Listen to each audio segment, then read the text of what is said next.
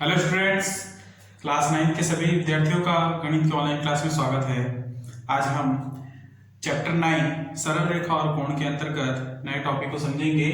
Topic है समांतर रेखा और तिर्यक रेखाएं। ठीक, तो समझेंगे। ये देखिए चित्र पहला को देखिए और चित्र दूसरा। ठीक है, इसमें दो रेखाएं दिए गए हैं L और M, ठीक है, जो कि बराबर दूरी पर हैं। ठीक, और यहाँ पर दो रेखाएं LM लिया गया है जो कि बराबर दूरी पर नहीं है। ठीक, तो इन बातों को हम समझेंगे क्या है। देखिए, ये जो चित्र है इसके आधार पर मैंने इन बातों को लिखा है कि रेखा LM एक दूसरे को प्रतिच्छेद नहीं करती है। रेखा LM एक दूसरे को प्रतिच्छेद नहीं करती है तथा LM के बीच की दूरी समान है। ठीक है, यहाँ रेखा L और रेखा M के बीच की दूरी क्या है? समान है। अतः रेखा L तथा रेखा M समांतर रेखाएं हैं। ठीक है, जब दो रेखाएं आपस में एक दूसरे को प्रतिच्छेद न करें तथा उनके बीच की दूरी समान हो तो वो रेखाएं क्या कहलाती हैं? समांतर रेखाएं कहलाती हैं। ठीक, जैसे कि इस डायग्राम में आपको दिखाई दे रहा है। क्लियर? नेक्स्ट है L तथा M को एक तिर्यक रेखा N बिंदु P तथा Q पर काटती है। ठीक है, यहाँ देखिए रेखा L तथा रेखा M को एक रेखा N है ना, क्या लिया गया है? रेखा N बिंदु P, इसको बिंदु P दे देते हैं और इसको बिंदु Q, है ना, बिंदु P और बिंदु Q पर क्रमशः काटती है।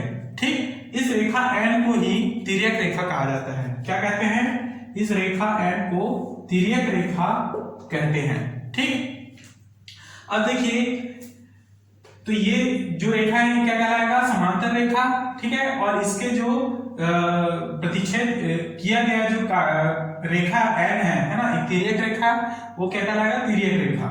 नेक्स्ट है दूसरे डायग्राम में देखेंगे कि रेखा LM एक दूसरे को काटती है यानी प्रतिच्छेद करती है, इसलिए रेखा LM प्रतिच्छेदी रेखाएं हैं, न कि समांतर रेखाएं। ठीक है, समांतर रेखा होने के लिए उन दोनों के बीच की दूरी समान होना चाहिए, परंतु यहाँ पर इन दोनों रेखाओं के बीच की दूरी समान नहीं है, इसलिए समांतर रेखा न होकर प्रतिच्छेदी रेखाएं हैं, क्योंकि ये एक दूसरे को प्रतिच्छेद करती हैं आगे जाकर। इस प्रकार से ये इस तरह से मिलेंगे तो ये क्या कहलाएंगे? प्रतिच्छेदी रेखाएं। तथा L और M के बीच की दूरी भी क्या है? असमान है।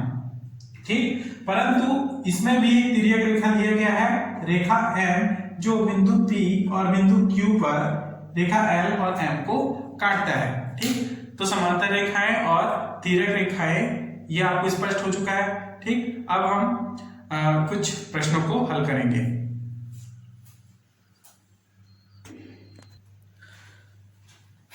क्वेश्चंस को हल करने से पहले कुछ महत्वपूर्ण पॉइंट है जिसको हम समझते हैं। देखिए, इस डायग्राम के आधार पर हम कुछ कोणों को निकालेंगे जिससे आधारित हम क्वेश्चंस को हल करेंगे। ठीक है, तो देखिए यहाँ पे संगत कोण। संगत कोण क्या होता है? देखिए, आमने सामने मतलब एक ही साथ के कोण। ठीक है, जैसे कि कोण 1 और कोण 5। ठीक है, अब देखिए यहाँ पर कोण 1 क्या है? रेखा के ऊपर में है ना, और दाई साइड में है। तो देखेंगे कि इस रेखा के ऊपर में और दाई साइड में क्या है? कोण 5 है, इसलिए कोण 1 बराबर कोण 5। पहला पॉइंट है कोण 1 तथा कोण 5 एक संगत कोण है और इसलिए इनको बराबर लिया जाएगा। ठीक, बी। नेक्स्ट है कोण 2 और कोण 6। ठीक है, कोण 2 तथा कोण 6, कोण 2 भी और कोण 6 दोनों संगत कोण है।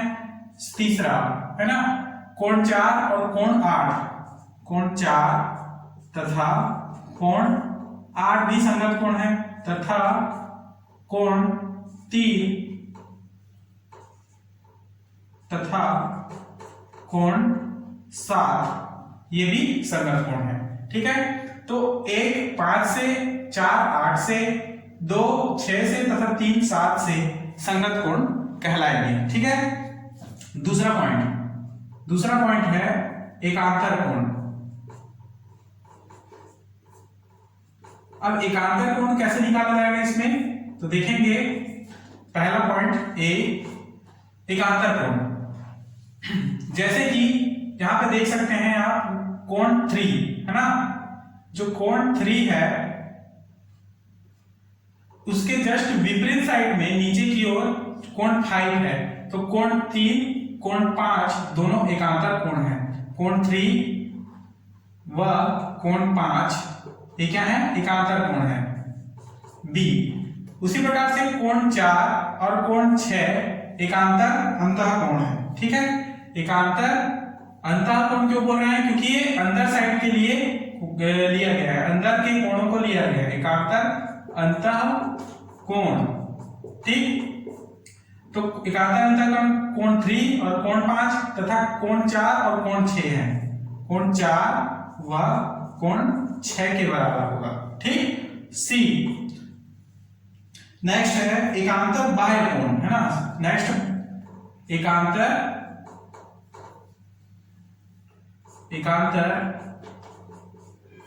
बाह्य कोण। अब एकांतर बाह्य कोण के लिए देखो, तो एकांतर बाह्य कोण यानी कि रेखाओं के बाहर वाले कोणों को देखेंगे। ठीक है, तो देखिए कोण 1 किसके बराबर हो जाएगा, कोण 6 के बराबर। ठीक, सॉरी कोण 7 के बराबर। देखिए ये कोण बाहर में है तो ये कोण 7 के बराबर होगा। ठीक है, तो यहां पर होगा कोण 1 बराबर कोण 7। उसी प्रकार से कोण 2 बराबर होगा कोण 8 के। तो ये हो गया एकांतर बाह्य कोण। नेक्स्ट पॉइंट है कि तिर्यक रेखा के एक ही ओर के कोण। तिर्यक रेखा के एक ही ओर के कोण, तो कौन कौन से कोण होंगे एक ही ओर के कोण, तो कोण 4 और कोण 5 एक ही तरफ के कोण है ना, तो लिखेंगे कोण 4 व कोण 5। ठीक, बी कोण 3 व कोण 6 ये भी एक ही तरफ के कोण है, तो एक ही तरफ के अंतः कोण है ना, मतलब कि अंदर के कोण को हम ले रहे हैं, तो कोण 3 व कोण 6 जो है ये बराबर होंगे। ठीक, तो इस प्रकार से आपको इसको समझना है और इसके आधार पर हम क्वेश्चन को हल करते हैं।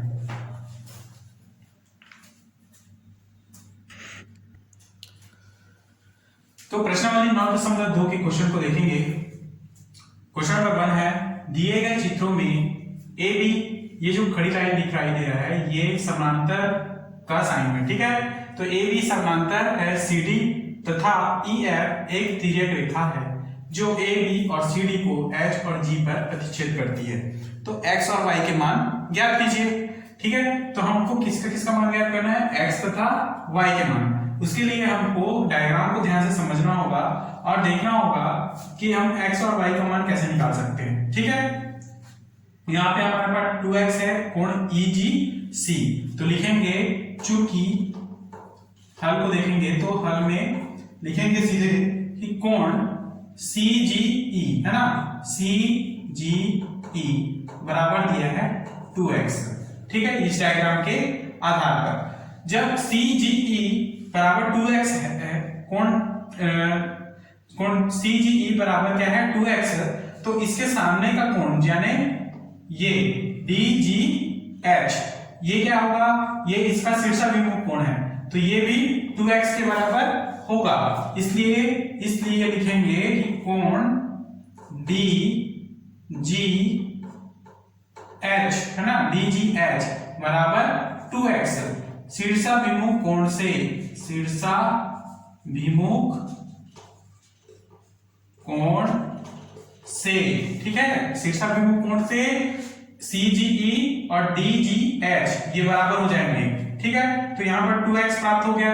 अब देखिए डायग्राम में कि DGH तथा GHB ये दोनों मिला के 180 अंश होते हैं। ठीक है, क्या बोला मैंने, कोण DGH प्लस करेंगे GHB, कोण GHB बराबर कितना होता है 180 180 अंश होता है। ये क्या कैसे होगा, एक ही ओर के अंतः कोण है। ठीक है, मैंने बताया था ना, ये 2x और यहाँ पर 3x एक ही ओर के क्या है, अंतः कोण है ना, एक ही दिशा में स्थित है। यहाँ पर 2x, यहाँ पर भी 3x है तथा एक ही ओर पे स्थित है और ये अंतः कोण है। ठीक है, तो एक ही ओर के अंतः कोण है, लिखेंगे अंतः कोण है। ठीक है, तो DGH का मान क्या है, DGH इसका मान हमारे पास है 2x, तो लिखेंगे 2x प्लस GHB, तो GH और B इसका मान है 3x, तो लिखेंगे 3x बराबर 180 अंश, 2 और 3 5x बराबर 180 अंश, तो x बराबर क्या, 180 बटे 5 बराबर 5 तिया और 5 रखे। ठीक है, तो x बराबर 36 अंश हमको प्राप्त हुआ। अब x का मान तो मिल गया, अब y का मान निकालना है। तो y का मान निकालने के लिए देखेंगे कि ये जो कोण A, H और F तथा कोण EH और B है ना, सॉरी GHB, ये दोनों क्या है, आपस में शीर्षाभिमुख कोण है, जैसे मैंने पहले बताया था। ठीक है, जब ये दोनों कोण और ये है ना शीर्षाभिमुख है, तो ये AH F तथा GH और B ये दोनों क्या होंगे, शीर्षाभिमुख कोण होंगे। तो लिखेंगे कि कोण AH F बराबर कोण GHB शीर्षाभिमुख कोण है।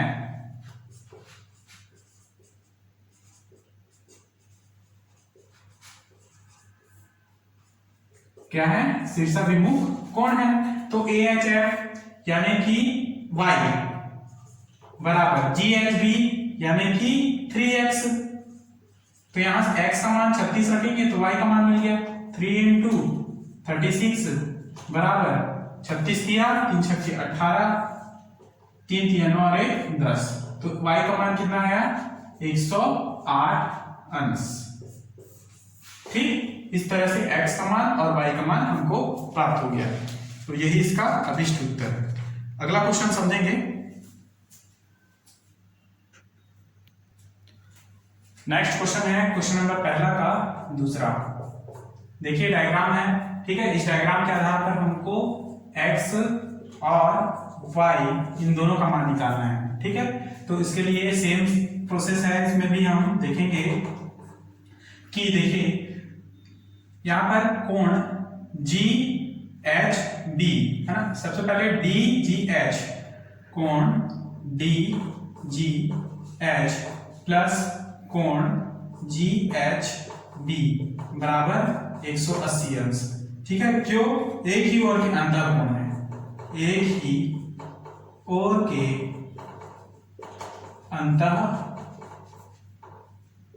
कोण है। ठीक है, तो DGH का मान क्या है, यहाँ पर 4x, ठीक है, DG और H का मान है 4x माइनस 23 प्लस GHB इसका मान है 3x बराबर कितना, 180, 4 और 3 मिलके 7x माइनस 23 बराबर 180 अंश। 23 इधर पक्षांतर करेंगे तो 7x बराबर 180 माइनस का प्लस हो जाएगा 23, 7x बराबर 180 प्लस 20 203। ठीक है, तो ये x बराबर क्या हो जाएगा, 207 बटे 7, सॉरी 203 है ना, वैसे ही इसको डिवाइड करेंगे तो 7 एकम 7 दूनी 14, 6 बचा 7 तिया 63, तो x का मान क्या मिला 29। उसी प्रकार से y का मान निकालना है, तो y का मान देखेंगे कि AHF कोण AHF बराबर होगा कोण GHB के, क्यों, क्योंकि शीर्षाभिमुख कोण से, शीर्षाभिमुख कोण। ठीक, तो ये दोनों कोण आपस में बराबर हैं, तो इसका मान होगा y। ठीक है, मान लीजिए इसका मान क्या है, y है, तो ये कितने के बराबर होगा, 3x से। ठीक है, तो y is equal to 3 into 29, तो y का मान क्या हो जाएगा, 3 दूनी 27 का 7 अंक ले दो, 3 दूनी 6 2 8, 87 डिग्री y का मान हमको प्राप्त होगा। तो x का मान और y का मान निकालना था, जो कि प्राप्त हो चुका है। ठीक, अब अगला क्वेश्चन देखेंगे।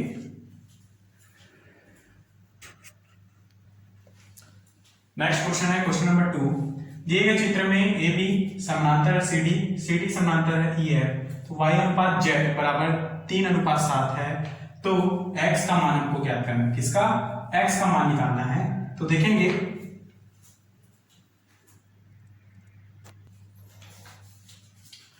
प्रश्न से y अनुपात z बराबर दिया है 3:7। ठीक है, यहां से हम y बराबर मानेंगे 3p और z बराबर मानेंगे 7p, ये हमने माना है। ठीक है, अब देखिए, अब हमको याद रखना है कि x में x का मान कैसे निकलेगा। ठीक है, तो x का मान निकालने के लिए हम क्या करेंगे, देखिए d g h। ठीक, यहां पे देखिए कि I G C है ना, ये देखिए ये बिंदु I है, ये वाला बिंदु I G और C, कोण I G C बराबर है कोण D G H के, कोण D G H के। कैसे, शीर्षाभिमुख कोण से, शीर्षाभिमुख कोण। ठीक है, शीर्षाभिमुख कोण से बराबर है। तो कोण IGC का मान क्या है, यहाँ पर y है, तो इसको लिखेंगे हम y बराबर कोण DGH। ठीक, यहां तक समझ में आया। यदि कोण y बराबर कोण CGI है ना, या IGC है, तो ये y बराबर हो गया, बराबर कोण DGH भी y हो गया, तो इसको भी y लिखा जा सकता है। ठीक है, शीर्षाभिमुख कोण से। तो देखिए, इसलिए कोण DGH प्लस EHF कोण GHF ये 180 अंश के बराबर होगा। क्यों, क्योंकि एक ही ओर के अंतः कोण है, अंतः कोण। तो DGH का मान यहां पर क्या है, y, तो लिखेंगे y प्लस GHF का मान है z, तो लिखेंगे z बराबर 180 अंश। ठीक, यहां से y प्लस z बराबर क्या प्राप्त हुआ, 180 अंश। अब y और z का मान रखेंगे। y का मान हमने लिया था 3p प्लस z का मान लिया था 7p बराबर 180 अंश। ये हो जाएंगे 10p बराबर 180 अंश, तो p बराबर 180 बटे 10, 0 0 कैंसिल, तो p बराबर 18 अंश। ठीक, p बराबर क्या प्राप्त हुआ, 18 अंश। अब p के मानों को हम कहां पर पुट करेंगे, यहां रखेंगे, तो यहां से y बराबर प्राप्त होगा 3 इंटू 18 बराबर 18 तिया 54 अंश, तो y बराबर क्या प्राप्त हुआ, 54 डिग्री। ठीक, और z बराबर क्या प्राप्त होगा, z इज इक्वल टू है 7p, तो लिखेंगे 7 इंटू 18 बराबर 18 सत्ते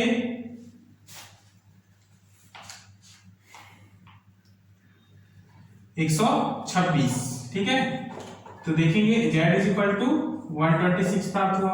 अब हमको y का मान प्राप्त हो गया, z का मान प्राप्त हो गया, हमको निकालना है x का मान। तो उसके लिए क्या करेंगे, देखिए यहां पर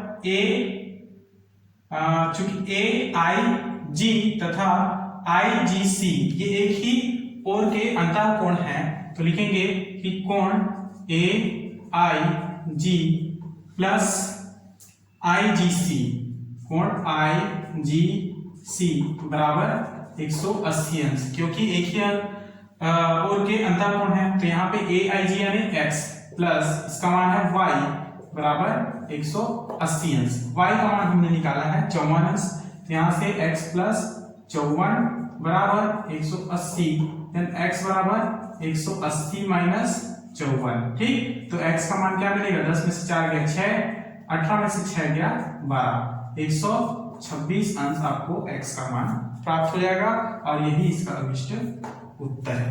ठीक, तो इस प्रकार से आप क्वेश्चन को बनाएंगे। नेक्स्ट क्वेश्चन को समझेंगे।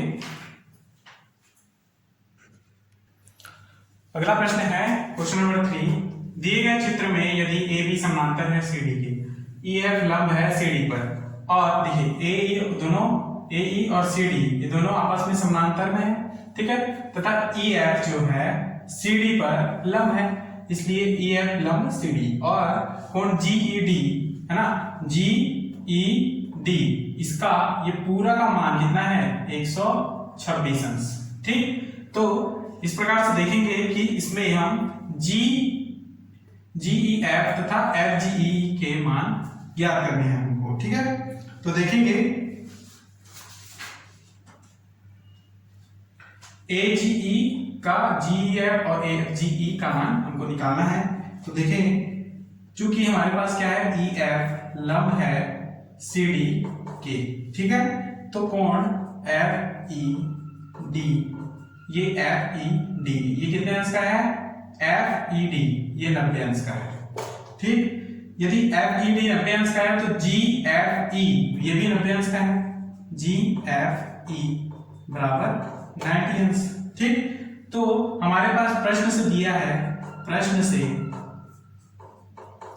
कि कोण जी ई ना, जी ई डी कितने अंश का, 126 अंश का। ठीक है, तो इसको हम दो बराबर भागों में बांट सकते हैं, तो जी ई एफ और एफ ई डी में, इसलिए कोण जी ई एफ है ना, जी ई एफ प्लस कोण एफ ई डी ये कितने अंश का हो जाएगा, 126 अंश का। ये जीईडी को ही मैंने इस प्रकार से तोड़ा है, आप तोड़ सकते हैं इसको, आप डायग्राम से देखेंगे तो। ठीक है, जीईएफ का मान है हमारे पास 90 अंश प्लस एफईडी का मान हमको निकालना है, तो 126। ठीक, ये इधर पक्षांतर करेंगे तो कोण एफईडी बराबर 126 माइनस 90 इज इक्वल टू 36। क्या निकलेगा, 36। तो एफईडी का मान क्या प्राप्त हुआ, 36। ठीक है,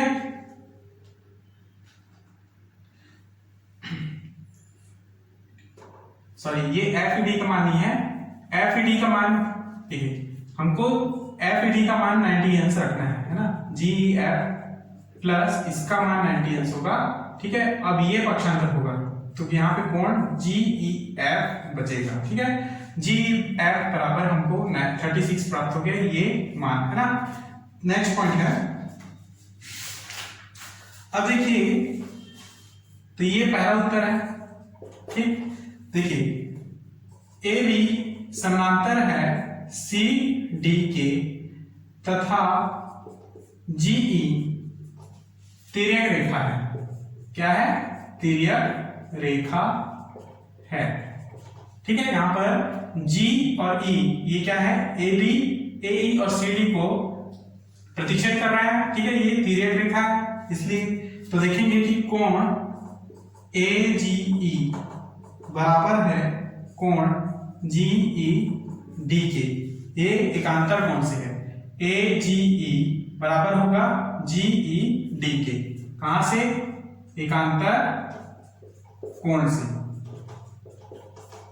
ठीक, एकांतर कोण से दोनों आपस में बराबर हैं, और जी ई डी का मान कितना है, 126 अंश, तो कोण ए जी ई बराबर कितना हो जाएगा, 126 अंश। ठीक, तो लेके देखेंगे कि कोण ए जी ई प्लस कोण जी ई सी है ना, जी ई सी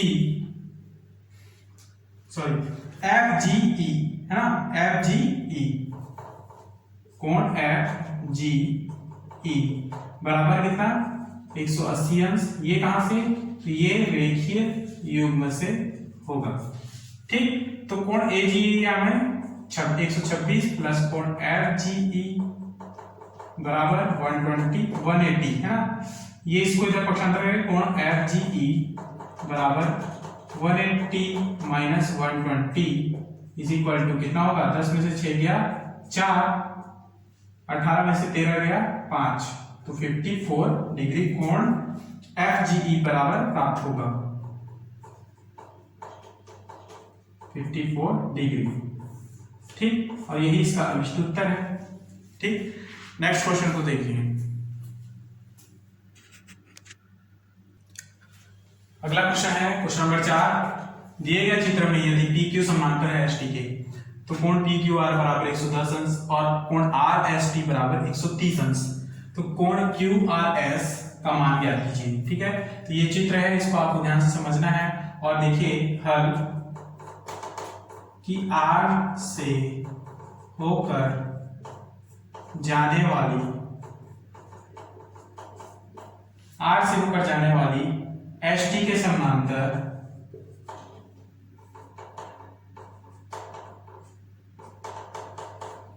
रेखा एम खींचा। ठीक है, जब एस टी के समांतर एम एन रेखा खींचा तो हमको पता है कि पी क्यू समांतर है एस टी के, तथा ये एस टी समांतर है एम एन के। तो लिखेंगे एस टी समांतर एम एन। जब पी क्यू समांतर एस टी और एस टी समांतर एम एन, तो पी क्यू समांतर एम एन। ठीक है, पी क्यू भी समांतर होगा एम एन देखेंगे, इसलिए एस टी समांतर एम एन है ना। एस टी समांतर एम एन हो तो कोण T S R plus S R M है ना, कोण एस आर एम ये एक ही अंतर के, एक ही ओर के कोण के कारण होगा। ठीक है, एक ही ओर के अंतः कोण के कारण इसको 180 अंश के बराबर लिया। टी एस आर का मान 130 अंश प्लस कोण एस आर एम बराबर 180 अंश। 130 को इधर लेके आए तो कोण एस आर एम बराबर 180 माइनस 130 बराबर कितना, 50 डिग्री लेकर, है ना। एस आर एम का मान कितना, 50 डिग्री। अब कोण पी क्यू समांतर है एम एन के, तो देखेंगे कि P Q R plus Q R, देखिए पी क्यू आर बराबर है क्यू आर एम की।